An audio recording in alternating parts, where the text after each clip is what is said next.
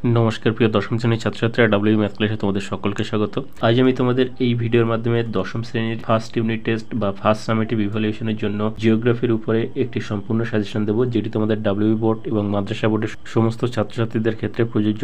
তো চলো সাজেশনটা দেখার আগে আমরা দেখে নেবো কোন কোন অধ্যায় তোমাদের এবারে ফার্স্ট ইউনিট টেস্টের পরীক্ষা থাকে জিওগ্রাফি থেকে। দেখো, জিওগ্রাফি থেকে মূলত দুটো অধ্যায় তোমাদের থাকে। একটা হচ্ছে প্রাকৃতিক ভূগোলের বহির্জাত প্রক্রিয়া ও তাদের দ্বারা সৃষ্ট ভূমিরূপ, 2 নম্বর হচ্ছে আঞ্চলিক ভূগোলের ভারতের প্রাকৃতিক পরিবেশ।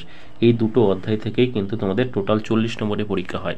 দেখো, এবং নম্বর বিভাজনটা তোমরা একটু দেখে নাও। এখানে এমসিকিউ থাকে তোমাদের 1 নম্বরে 4টে প্রাকৃতিক ভূগোল থেকে, এসএকিউ থাকে 1 নম্বরে 4টে, 2 নম্বরের প্রশ্ন থাকে 2টো, 3 নম্বরের প্রশ্ন থাকে 1টা এবং 5 নম্বরের প্রশ্ন থাকে 1টা। এই 20 নম্বর কিন্তু তোমাদের প্রাকৃতিক ভূগোল থেকে থাকে। একইভাবে আঞ্চলিক ভূগোল থেকে তোমাদের এমসিকিউ থাকে 1 নম্বরে 4টে, এসএকিউ থাকে 1 নম্বরে 4টে, 2 নম্বরের প্রশ্ন থাকে 2টো এবং 3 নম্বরের প্রশ্ন থাকে 1টা আর 5 নম্বরের প্রশ্ন থাকে 1টা। তো এই টোটাল 20-40 নম্বরের প্রশ্ন তোমাদের কিন্তু প্রাকৃতিক এবং আঞ্চলিক ভূগোল মিলিয়ে হয়। এবারে চলো আমরা চ্যাপ্টার ওয়াইজ তাহলে সাজেশনটা দেখে নিই এক এক করে। দেখো, প্রাকৃতিক ভূগোলের ফার্স্ট যে অধ্যায়টা আছে বহির্জাত প্রক্রিয়া তাদের দ্বারা সৃষ্ট ভূমিরূপ, এখান থেকে যে ইম্পর্টেন্ট প্রশ্নগুলো তোমাদের জন্য রেখেছি দেখে নাও। দেখো, 2 নম্বরের প্রশ্ন আমি প্রথমে রেখেছি কাকে বলে বা সংজ্ঞা। দেখো, এইখানে এইগুলো তোমরা একটু ভালো করে গুরুত্ব দিয়ে করবে। হিমপ্রাচীর কাকে বলে, ধারণ অববাহিকা কাকে বলে, হিমশৈল কাকে বলে, মরুদ্যান কি, বাজাদা বলতে কি বোঝে, বাফসুন কাকে বলে, লোয়ের সমভূমি কাকে বলে। তো এই সংজ্ঞাগুলো তোমরা এখান থেকে ভালো করে রাখবে। 2 নম্বর যে প্রশ্নটা আছে এখান থেকে অবরোহণ আরোহণের পার্থক্য লেখো। 3 নম্বর ষষ্ঠ ঘাতের সূত্র কি, 4 নম্বর পাখির পায়ের মতো বদ্বীপ কিভাবে গঠিত হয়।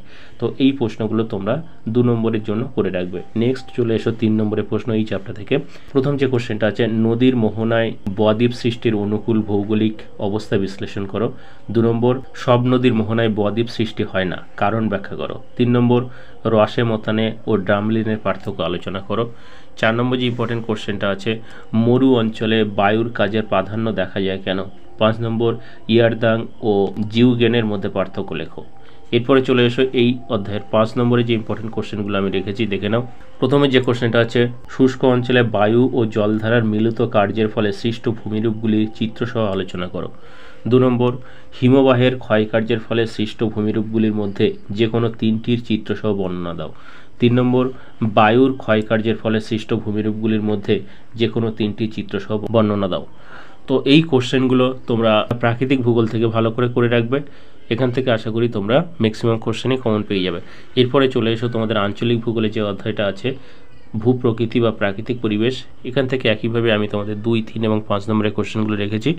দেখো, প্রথমে 2 নম্বরে যে ইম্পর্টেন্ট কোশ্চেনগুলো রেখেছি এখানেও কতগুলো সংজ্ঞা রাখা হয়েছে। কয়াল কাকে বলে, মালনাথ কি, ভাঙ্গার ও খাদার কাকে বলে, শস্য বর্তন বলতে কি বোঝো, ডেকান ট্র্যাপ কাকে বলে, আশ্বিনের ঝড় কি, মৌসুমী বিস্ফোরণ বলতে কি বোঝো, বহুমুখী নদী পরিকল্পনা কাকে বলে।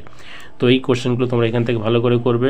2 নম্বরে যে ইম্পর্টেন্ট প্রশ্নটা আছে সামাজিক বনসৃজনের 2টি উদ্দেশ্য লেখো। এরপরে চলে এসো 3 মার্কসের যে কোশ্চেনগুলো আছে। দেখো, 3 মার্কসের 1 নম্বরে যে ইম্পর্টেন্ট কোশ্চেনটা আছে বহুমুখী নদী পরিকল্পনার উদ্দেশ্যগুলি লেখো। 2 নম্বর বৃষ্টির জল সংরক্ষণের পদ্ধতিগুলি আলোচনা করো। 3 নম্বর যে ইম্পর্টেন্ট কোশ্চেনটা আছে ভারতের মৃত্তিকা ক্ষয়ের পদ্ধতি ও ক্ষয় প্রতিরোধের উপায়গুলি লেখো। 4 নম্বর ভারতের জনজীবনে হিমালয়ের প্রভাব আলোচনা করো। নেক্সট চলে এসো 5 মার্কসের যে কোশ্চেনগুলো আছে। প্রথম যে কোশ্চেনটা আছে দৈর্ঘ্য ও প্রস্থ বরাবর হিমালয়ের শ্রেণীবিভাগগুলি আলোচনা করো। 2 নম্বর পূর্ব ও পশ্চিম উপকূলের সমভূমিগুলির পার্থক্য আলোচনা করো। 3 নম্বর ভারতের জলবায়ুতে মৌসুমী বায়ুর প্রভাব আলোচনা করো। তো এই কোশ্চেনগুলো তোমরা আঞ্চলিক ভূগোল থেকে খুব ভালো করে রাখবে। আশা করি এখান থেকে তোমরা ম্যাক্সিমাম কোশ্চেন কমন পেয়ে যাবে। তো এই ছিল তোমাদের ক্লাস 10-এর ফার্স্ট ইউনিট টেস্টের জন্য জিওগ্রাফির উপরে একটি কমপ্লিট সাজেশন। তো আজকে ভিডিওটা এই পর্যন্ত। ভিডিওটা ভালো লাগলে লাইক করো এবং আগের সাজেশনগুলো তোমরা যেটা দেখোনি ডিসক্রিপশন বক্স লিঙ্ক থেকে দেখে নিও। আর পরবর্তী সমস্ত ভিডিও সাজেশন পাওয়ার জন্য চ্যানেলটা সাবস্ক্রাইব করে পাশে বেল আইকন প্রেস করে রেখো। Thank you for watching.